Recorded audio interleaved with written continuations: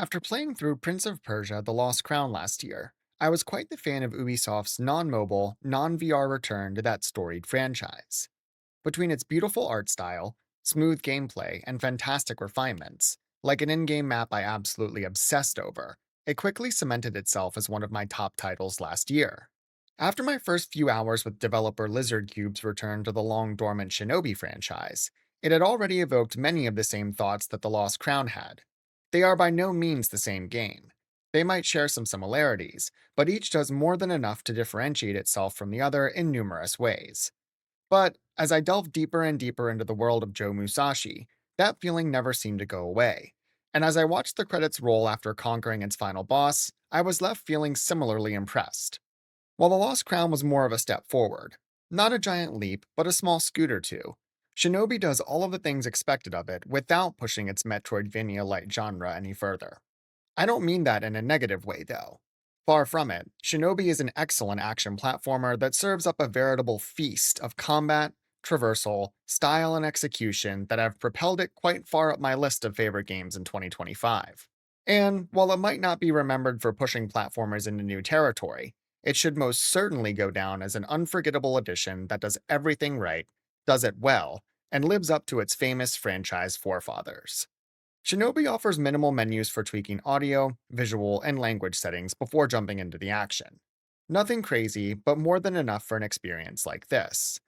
Its difficulty options are actually the most robust, with three preset selections featuring various levels of challenge, along with the ability to boost or reduce individual gameplay elements like enemy health and environmental damage.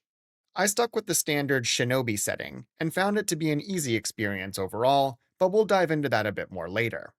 Playing on controller is the recommended experience, as prompted by both Steam and the game itself. The option to rebind your controller and keyboard settings is provided, although I never felt the need to change a thing. When it comes to performance, there's not much to say, in a good way. This genre isn't usually the most visually demanding, and even with quite a bit of on screen action at times, Shinobi is certainly cut from the same cloth. Whether it's presentation, optimization, or a combination of both, I never saw a single stutter, hitch, or frame drop running on a Ryzen 7 78X3D and NVIDIA 5080, and older rigs should have no issue meeting the recommended specs. As someone brand new to the Shinobi franchise, viewing the game's narrative through that lens, I can't adequately speak to how this entry ties into or stacks up against its forefathers and the tales they spun. A quick Wikipedia check showed ample liberty taken with jumping between characters, time periods, and all manner of stories throughout its history. And hopefully, a long-time fan can confirm where this falls in the pantheon of that lore, but from my newcomer's perspective, I thought it was pretty good. The world building and lore, portrayed through a mix of Japanese mythology, futuristic cityscapes, and brutal ninja combat, hooked me from the start, and left me wanting more when the credits finally rolled. The game's events are set against the backdrop of a global takeover by the evil ENE Corps and its overlord, Ruse, who have set out to conquer the entire world. The player character, Joe Musashi, hails from the famous Oboro clan, and is the only force powerful enough to stand against this onslaught. In a preemptive strike, Ruse and his forces decimate the Oboro clan in a surprise attack, and Joe sets out on the path for, well, vengeance. As he battles through enemy forces across a vast array of locales, more of Ruse's motivations are revealed, and Joe even picks up some allies along the way who have also been wronged by this sinister mastermind. Musashi takes the strong, silent protagonist trope to a whole new level. Maybe this is a franchise staple I'm unaware of, but there is more than enough dialogue and exposition from other characters to keep even plebes like myself up to speed on how everything ties together. It's a fairly basic, predictable tale, but it sets the stage and keeps events moving at an appropriate pace. There are some interesting reveals, and I was actually surprised by how much the game's ending moved me, doing an excellent job of exploring the titular theme of vengeance and how that cycle can be broken. I wasn't expecting such a touching finale, and while the tale is short, it's also sweet, and provides a solid backdrop for Joe as he fulfills that quest for revenge. While Shinobi's narrative is more than fine, the game's visuals are on another level entirely. Style and art direction are gorgeous right from the start, including both the gameplay graphics themselves and its mostly static dialogue and cutscene drawings. That artwork in particular is quite impressive in its stylization, presentation, and the emotionality these still frames manage to convey. The backdrops that frame Joe as he clambers, slashes, and dodges his way through each level are beautiful, and feature a huge variety of locations where this action takes place. Level diversity is immediately apparent, and even early locations feature a wide variety of biomes, like eerie shipyards, high tech military bases, and quiet but deadly deserts. Fighting through the innards of a giant kaiju demon really is as cool as it sounds. These impressive backdrops continually build upon the excellent presentation that starts in those early moments and only get cooler and cooler with each new location Joe visits. The penultimate and final missions both feature some incredible sights. Cutting down evil ninjas in the shadow of a giant dead demon, a massive glowing spear thrust through its chest, really brings the weight of this world to life. I often found it difficult to focus on the action playing out in front of me, so caught up in the beautiful scenery within which it was taking place. I won't spoil the game's final level, but rest assured it's absolutely breathtaking. Everything about Shinobi's style, art direction, effects, character models, and more is simply gorgeous. And that's the word I kept returning to time and time again. Gorgeous. Shinobi's style also brought back memories of playing old arcade games in the mall as a kid, blasting through and cutting down hordes of 2D thugs with a single colored joystick and 4 buttons. A callback that is undoubtedly intentional. These futuristic cityscapes also served as the perfect setting for Lizardcube to slip in some cheeky SEGA branding, but to be honest, it feels right at home and was done quite tastefully. The only knock against these amazing visuals is related to combat, where during the most frantic and extreme encounters, the sheer number of characters, movements, and projectiles can feel overwhelming and visually cluttered. This made it difficult to see clearly and identify the next correct move in these instances, and while not a frequent occurrence that severely hampered the experience, the times it happened were disruptive enough to stick out. Speaking of combat, Shinobi's gameplay is the perfect pairing to match those exquisite visuals. Controlling Joe in the heat of battle clicks right away, and continues to feel great from the game's first hour to its last. This combo-centric combat loop, featuring a blend of light and heavy attacks, along with special and ultimate abilities, allows for freedom of expression through a variety of approaches to each encounter. This framework features several systems that blend together and create a sublime experience, starting with enemy design. Shinobi features a huge range of enemies. Gun-wielding soldiers, star-tossing ninjas, heavily armored brutes, and nimble flying demons, just to name a few. Each foe requires certain strategies to optimally defeat. Sure, you can wail away with no rhyme or reason, but you'll soon be overwhelmed and sent back to a respawn point without careful execution of Musashi's extensive moveset. Light attacks, kunai throws, and heavy strikes all serve a distinct purpose, the latter of which wears down enemy shields, for example, while landing a strike with any weapon or ability fills up that target's shinobi execution meter. Once full, you can activate an instant finisher that immediately takes out the targeted enemy or enemies. In fact, keeping a cluster of foes alive, but just weak enough to target them all at once, will not only clear your screen of opponents, but yield a ton of rewards, too. Enemies killed in this manner drop currency, items, and health pickups. The more enemies executed at once, the more rewards that will rain down as the dust settles. I slept on the kunai knives at first, but they are great, not only for interrupting enemies and knocking them off balance, but more importantly, filling up their execution bar quickly. Different combos can knock enemies into the air, charge your execution gauge, or deal extra damage to shields. But Joe's repertoire doesn't stop there. He also has access to Ninpo and Ninjutsu abilities. Ninpo are special attacks with specific effects. One lights enemies on fire, another deals massive damage to shields, and a third allows you to dash past groups of enemies while dishing out a burst of damage. There are several options to choose from, depending on your playstyle or the encounter in question, but only a few Ninpo charges are available at once, and these must be recharged by dishing out regular damage in between uses. While those powers are plenty strong, they pale in comparison to Joe's ninjutsu, or ultimate abilities, which can turn the tide of a tough fight or save you from death at the hands of a pesky boss. These effects range from igniting every enemy on screen, to refilling a massive portion of your health bar, to creating a damaging lightning shield.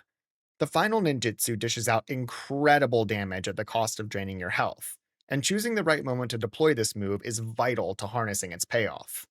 Each ninjutsu can easily change an encounter or save you from death, but can only be used when Joe's rage meter is full, which is charged by taking damage or collecting specific drops from foes when defeated.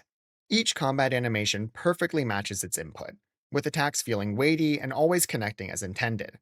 Almost every action can be cancelled, allowing an ill-advised combo to be called off, or a well-timed dodge out of harm's way if you're quick enough. Equipped Nimpos can be shuffled from the gear menu, along with two amulets, one providing a passive buff, like increased healing, and another to further customize your playstyle. Each of these active abilities requires chaining together a number of uninterrupted hits to trigger, adding yet another layer to combat. These engagements are fluid, feel fair yet decently challenging even into the late game, and most of all, are just a load of fun. Shinobi often combines combat with traversal for many of its encounters, and luckily, the game's movement mechanics are just as good as that hacking and slashing gameplay. There are plenty of options right from the start: a double jump, roll, dash, even vaulting over short obstacles, but that's only scratching the surface. And as Joe explores each zone, he'll discover new tools to expand this skill set. These upgrades include ninja claws, allowing certain walls to be gripped indefinitely and specific ceilings hung from, along with ways to break through pesky barriers, a grappling hook, and a glider. These options aren't groundbreaking, but every tool you'd expect to see in a platformer such as this is present and implemented perfectly. Responsive, accurate, and enjoyable to use. As each of these new abilities is added to your arsenal, Traversal builds upon itself to feel even better, and by the end of the game, you'll be soaring through each new zone. Sometimes literally. A huge component of Shinobi's Traversal is level design. And to keep that incredible mobility I mentioned earlier in check, these areas contain plenty of puzzles and challenges. Nearly every obstacle you'd expect from a platformer like this is present: spiky walls, barriers that phase in and out of existence, collapsing platforms, and other environmental hazards. Once again, there's nothing revolutionary here, but everything one would expect to see is present, and all are implemented to offer a challenge while remaining fair. The game also features several escape sequences, forcing you to flee from an oncoming enemy or environmental hazard. These were some of the hardest challenges, at least for me, although they paled in comparison to a few of the optional areas spread throughout these levels. Most were manageable, but some did give me a run for my money. One or two even had me banging my head against a wall, and I eventually passed them over to advance the main story, fully intent on coming back later to finish the job. Despite those couple of outliers, these traversal challenges almost always felt tough, but fair. Most of the time, the game isn't beating you, you just aren't beating the game. Connecting all of these levels together is the world map, broken into several sections, each containing a few missions to complete before the next segment unlocks. While progressing through each stage, individual levels can be tackled in whatever order seems best. This can determine which traversal abilities you unlock when, but none will hard lock your progress. Each of these levels has plenty to see, explore, and kill. Along with various combat and traversal encounters that must be conquered in order to progress, there are numerous optional pursuits as well. There are resources to find and collect, and elite squads, tough fights that feature unique combinations of enemies, sometimes in conjunction with a bit of platforming to up the challenge. Conquering the full set within each level grants a unique meta progression bonus, like increasing your maximum health, the number of kunai you can hold, or providing an upgraded ability. There are also Anku rifts, hidden portals that lead to an alternate dimension where even more traversal segments await, some with combat encounters interspersed as well. These were some of the hardest activities I encountered. Not only is traversing these monstrosities a true challenge, but being forced to overcome a combat encounter in the middle often resulted in an even smaller margin of error when attempting the second trek that followed. Despite their difficulty, completing these rifts is an awesome feeling, as they live up to some of the most demanding platforming sequences I've played in recent memory. And it's a requirement to obtain the elusive Dark Katana. Puzzles are a frequent occurrence in Shinobi, and solving them is often necessary to progress through each level. These generally weren't too bad, although I did get stumped on one particular elevator for a bit, then got turned around quite badly when trying to locate a final boss arena later in the game. This necessitated spending a good 20 minutes retracing my steps through the winding map before I finally stumbled upon something I had missed earlier, needed to trigger that final boss fight. It can be difficult to strike a balance between too much handholding and too little help, especially in platformers and Metroidvanias. More on that in just a moment. From my experience, Shinobi puts the onus squarely on the player to figure out on their own, which, while frustrating in the moment, I certainly respect. Not that you're left out to dry entirely. A solid map of each level is available at any time to help trace your progress and see what's still missing. Something I, as a general noob, always appreciate. The game is also generous with its checkpoints and fast travel. Numerous respawn locations abound, avoiding any painfully long runbacks, and fast travel is always available, making those trips back to old areas incredibly easy. Often paired with these checkpoints are yokai shops, where new Nimpo and combos can be purchased, and even more selections can be unlocked with Oboro clan relics, hidden treasures that often require completion of a challenging encounter to claim. Unlocked combos, Ninpo, and Ninjutsu can be viewed in the skills menu at any time, and also practiced in a training area that's accessible between missions. There are also two bonus missions interspersed between main levels, featuring good old fashioned side scrolling challenges, which were an absolute blast. Both unlocked permanent upgrades and were a joy to complete, offering a nice switch up from the game's standard formula that were perfectly timed. After the final boss encounter, levels that weren't fully completed earlier can be revisited to wrap up any pending challenges or exploration. A separate boss rush mode is also unlocked, along with the option to play through each level again in arcade mode. Perfect for all the speedrunners out there who love blasting through games like this as quickly as possible. While Shinobi does utilize Metroidvania elements, I'd consider it a Metroidvania light, if it's part of that genre at all. Some elements are present, like certain areas being sealed off initially and only revisited later, while others, like a single interconnected map, are missing. A self described action platformer, I think that label is more than fitting for this type of design. I'm not one to argue over whether a particular game checks all the boxes needed to consider it a true Metroidvania, and I'll leave that debate for the hardcore vets. Regardless, its level design is fantastic, and each mission culminates in a well constructed and extremely engaging boss encounter. All of these fights begin with a bit of dialogue and a cool intro featuring some breathtaking art to highlight the unique design of each big bad. Fortunately, Lizardcube made the excellent decision to not repeat these dialogue intros after each death, something I greatly appreciate whenever it pops up. All of these villains are evil, cartoonishly so in some cases, but often have underlying motivations or a cool, confident demeanor that contrasts starkly with their more bloodthirsty counterparts. These encounters all follow the same general formula: a few unique moves and attacks, often combined with the twist featuring the area's new traversal mechanic to further spice things up. These movesets don't require much to master, and most bosses took between 3 and 5 tries to complete. A couple to get the hang of things, then 1 or 2 more to finally take them down. The tougher bosses took closer to 10 attempts, and would often require a well-timed ninjutsu to stave off death or dish out a final barrage of damage to wear down their health bar. These fights are extremely mechanic heavy, and none really felt like fighting an enemy who was simply hell-bent on smashing Musashi to a pulp. The phrase cool mechanics kept popping up in my notes, and this wide variety kept me on my toes through each new level and their final combat encounters. While visually stunning and mechanically demanding, none, save for the final boss, were memorable on the generic difficulty scale.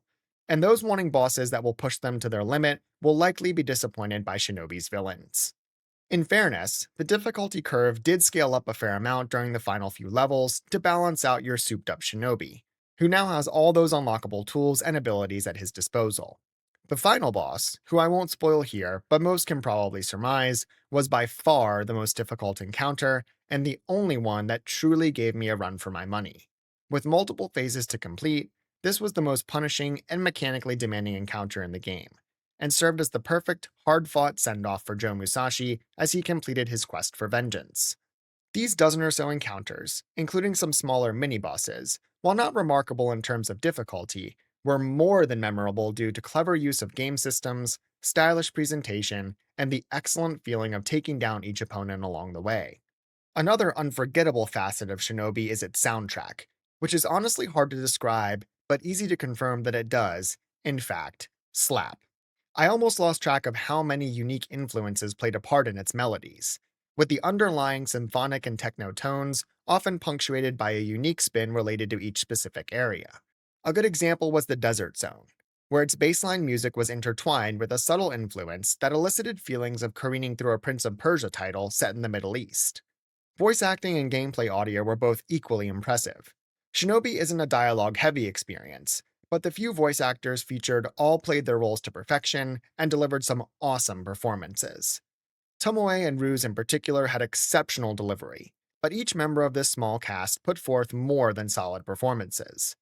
Enemy soldiers even call out during combat, shouting warnings to their comrades, subtly quipping as they strike, or even offering begrudging admiration for their deadly opponent's skills. Gameplay audio is immaculate as well. Between the sounds of Joe hurling kunai and slashing enemies with his katana, the unique noises that accompany each enemy's attacks to help with combat navigation, or the sound of footsteps while exploring each zone, audio design is both well done and well implemented. This all creates a perfect complement to Shinobi's on screen action, punctuating combat, escape sequences, and boss fights with a fast paced frenzy of beats and effects that elevate this gameplay to another level. My entire playthrough was blissfully free of game breaking bugs, and the same can almost be said for minor ones too. I did encounter one hard crash while booting up the game, but it never happened again after that. There was a fairly hilarious bug with an enemy who was hell bent on running up an invisible staircase, which happened not once but twice, as I died, respawned, and watched him do the same thing all over again. Another issue was related to the map, where after entering an Anku rift and returning to the main level, Joe's character icon was stuck in place and the map would not track while moving into new parts of the area. This was annoying, and forced me to scroll further and further to find Joe each time I opened the map while progressing further into the level. Multiple instances of the issue occurred, and while not immersion shattering or truly impactful, it was an inconvenience that can hopefully be patched out by Lizardcube later. There was one other instance when respawning after a traversal death, Joe hung in the air off screen for a few seconds, then another death triggered. This didn't set me back or cost me an entire run, but it was also worth noting. Overall, the game has obviously been polished to a near perfect sheen, and credit where it's due, Lizardcube more than delivered on that front. Shinobi's gameplay, style, and genre in general are a perfect match for handhelds, and after finishing the story, revisiting old levels seemed like the perfect opportunity to take it for a spin on my Steam Deck, and I was not disappointed. The game is deck verified, and I encountered zero performance issues or other problems while playing on the default settings. After just a few minutes, it was crystal clear that, as expected, this was a match made in heaven. Everything looks, feels, and handles perfectly. Honestly, it might look even better on a smaller screen than my main monitor. Loading times are a tad slower, 1 to 2 seconds instead of instantaneous, for reference, and along with a still flawless frame rate, there's nothing but good things to say. Controls translate seamlessly for both combat and movement, and after a short adjustment period, I was back in the saddle without missing a step. This will probably be how I finish up my time with Shinobi, as there's still plenty to go back and do, and playing on my deck has been the perfect way to do just that.